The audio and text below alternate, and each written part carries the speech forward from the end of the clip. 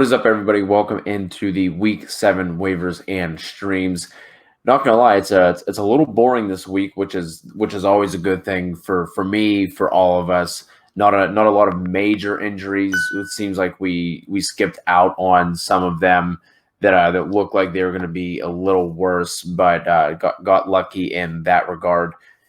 Bye weeks, real quick, before we jump into this. Going into Week 7 is going to be Baltimore, Indy, Minnesota, and Miami. So we're going to start off with running back and wide receiver, and then I'll hit you guys with the quarterback and tight end streaming options at the end.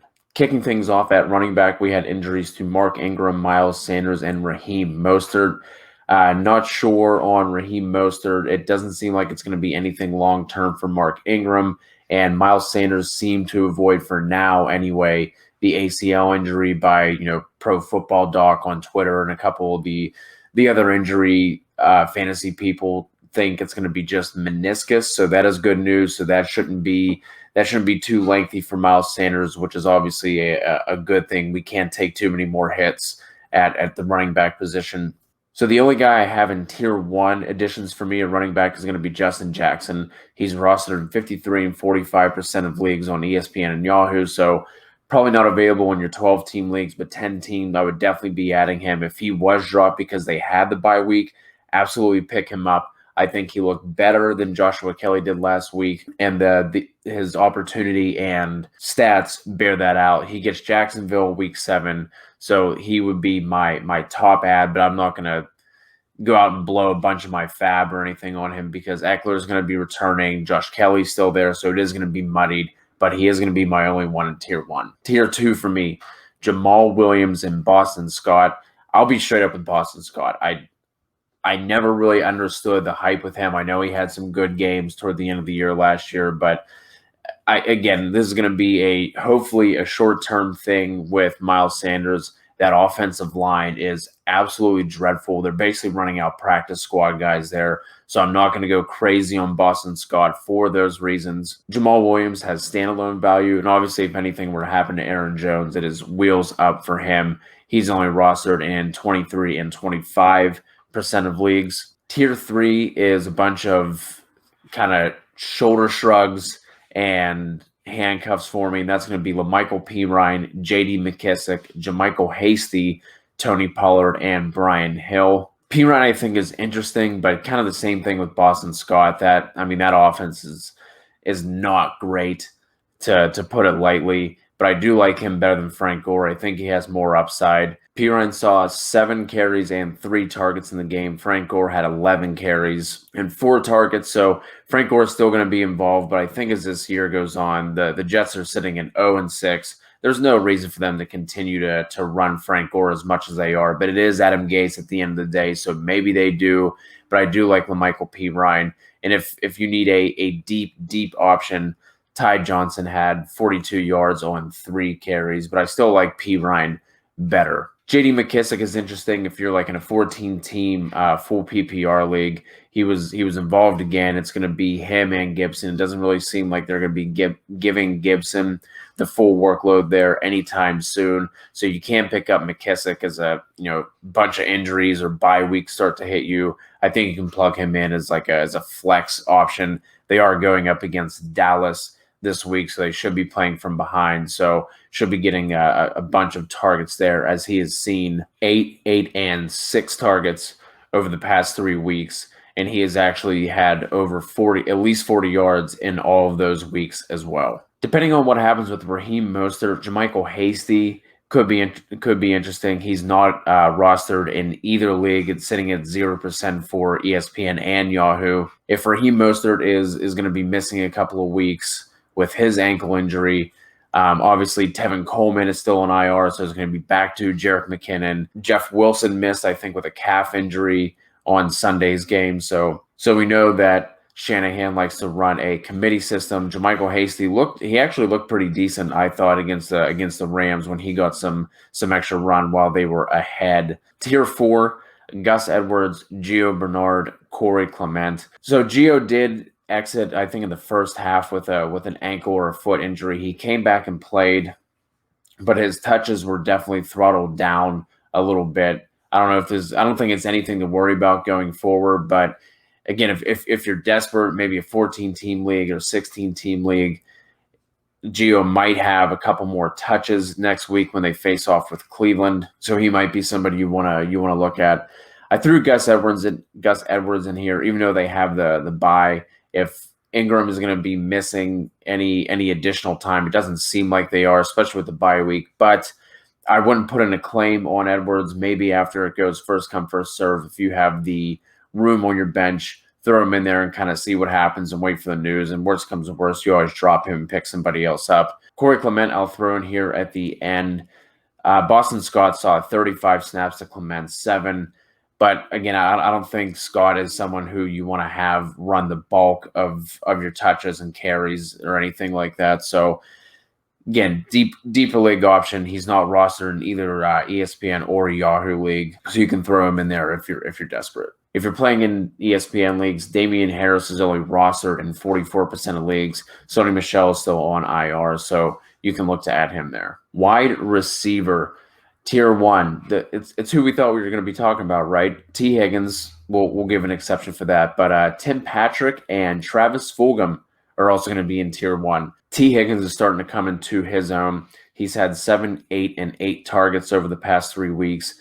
77 yards, 62, and 125 this past week against Indy. Obviously starting to look good there. A.J. Green actually looked like A.J. Green of old. We saw a glance of that. But T. Higgins, if he's available, definitely go out and roster him. He would be my top receiver ad for the week.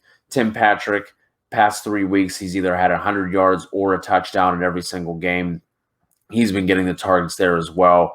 And Travis Fulgham, I mean, there's nothing else there, right? I would be careful with throwing a bunch of fab or a high waiver priority with Fulgham just because I'm not entirely sure what's going to happen with him once Philadelphia gets healthy. But since Fulgham has been added into the fold, he's had a touchdown every week and at least 50 yards. He saw 13 and 10 targets the past 2 weeks. So you could definitely do worse. They're going up against the Giants. But again, I wouldn't go crazy just because Deshaun Jackson, Alshon Jeffrey, and a stash that I like that I have in tier 4 for this week, Jalen Reagor, should be returning. Obviously, Fulgham has done enough that I think he'll have some role. I'm just not sure how involved he's going to be once those receivers come back and are healthy. Tier 2, Mike Williams and Cole Beasley. With Justin Herbert playing as well as he has been, I've never been a huge Mike Williams fan, but if Herbert's going to keep chucking it up and Mike Williams is going to keep making plays and making catches the way he did against New Orleans, you can definitely look to add him. He's rostered in less than 50% of leagues on ESPN and Yahoo. Cole Beasley has quietly been pretty steady this year. He's not putting up massive numbers, but if you're looking for a flex option who has a really safe floor, I think Cole Beasley is definitely in consideration there. He only has 1 game this year with less than 5 targets, and he's had at least 50 yards in every single game other than week 4 against the Raiders, and he scored in that game. So if they're going to let Josh Allen keep tossing the ball around, they're not going to be the run-first offense that we thought they were going to be. Cole Beasley is definitely in consideration here in week 2, in tier 2, rather. Tier 3, got a bunch of names here I'm going to throw out to you guys. So I'm going with Christian Kirk, Mecole Hardman, Russell Gage, Darnell Mooney, Marques Valdez-Scantling, Laviska Shenault, and Keelan Cole. I wish I could put Mecole Hardman up in tier 2, obviously being tied to Patrick Mahomes, but he just hasn't been consistent in terms of his usage or anything. Got to pay attention to see how long Sammy Watkins is going to be out. They do have a bye week coming up, so maybe they hold Watkins out for the next 2 weeks. And if that's going to be the case, maybe Mecole Hardman and Demarcus Robinson get a little bit of a bump. But again, just not involved enough for me to throw him up in tier 2. Christian Kirk is intriguing. His involvement has been increasing in the offense over the past couple of weeks, and he does have a nice schedule set up after Dallas tonight, gets Seattle, Miami, and then a bye. He has had at least 5 targets in every single game that he's played this year, and then from week 2 to week 4, he either has at least 50 yards or a score in those, and obviously being tied to Kyler Murray, that's something that, we always want to jump in on. Keelan Cole had himself a day. Shout out to Kevin Steele. That's his boy. He's been talking about Keelan Cole since the offseason, and I laughed at him when he brought up Keelan Cole. Again, not someone who's going to be blowing your doors off. He obviously had the big week this week. He's been pretty steady. He has at least 4 catches for 43 yards in every single week. Again, like I said, obviously had the 6 for 143 this week against Detroit. Don't count on that going forward. But kind of like Cole Beasley, he's just been pretty steady. So especially if you're in like a 12-team, 14-team league, something higher like that, and you need like a flex option on, bye weeks and injuries, if that injury bug hits you, you can plug him in and, feel pretty confident he's going to probably get you around like the 8 PPR points. Tier 4 for me, like I said, Jalen Reagor, he's a stash. He should be coming back healthy. That offense obviously needs weapons, so I don't think there's going to be any kind of reacclimation period for him. I think he just gets thrown in and sees a bunch of snaps and a bunch of opportunity right off the bat.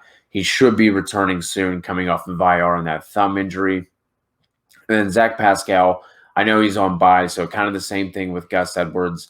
Don't put a high waiver claim in on him. Do it first come, first serve after waivers run and go pick him up if you have the space. Again, that's going to be more of a deeper league play. You're not going to add Pascal in 8 or a 10-team league or anything like that. But a name to watch. T.Y. Hilton has been super disappointing, and Zach Pascal has kind of been picking up the slack in his absence. All right, for our quarterback streamers for Week 7, Tier 1, Justin Herbert, if he was dropped, definitely go pick him up if you're looking to stream the position. Gets Jacksonville Week 7, and then Denver, the Raiders, and Miami. So setting up nicely there for him. Tier 2, Andy Dalton, Teddy Bridgewater, and Jimmy Garoppolo. Garoppolo bounced back after a dreadful performance last week. Gets New England, Chicago, New Orleans, and then Atlanta over the next 4 weeks. Teddy Bridgewater was disappointing this past week, but it was definitely his worst outing, and his schedule coming up sets up pretty nicely as well with New Orleans, Atlanta, Kansas City, and Tampa Bay. Tight end. I will hope for all of you that you have your tight end, because this is gross out here. So Tier 1, only one name for me, Jordan Akins. That's simply just because he's going to be tied to Deshaun Watson. He's going to be in the best offense here. Didn't play this last week because of the ankle and the concussion, but he did practice in limited participation for most of the week. So I would expect him to be back. He's rostered in less than 5% of leagues on ESPN and Yahoo. Gets Green Bay in Week 7, and we saw what the ghost of Gronkowski past did to Green Bay this past week. So probably one of my favorite options. Tier 2, Eric Ebron, Greg Olsen. I mean, I don't know. Just, you're not going to be able to count on them. Like I said, this is gross. Don't feel great about either of them, but if you need somebody, cross your fingers and pray. And then Tier 3, I'll say his name, Logan Thomas. He finally found the end zone, finally had a decent game. He went 3 for 42 and 1.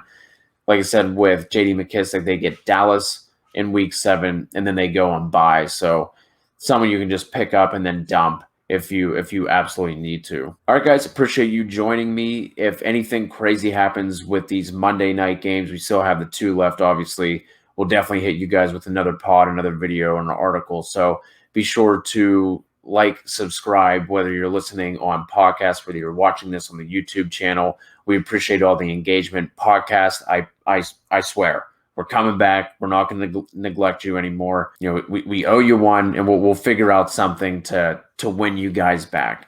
So until then, we'll talk to you guys soon. Hope you have a good rest of Week 6.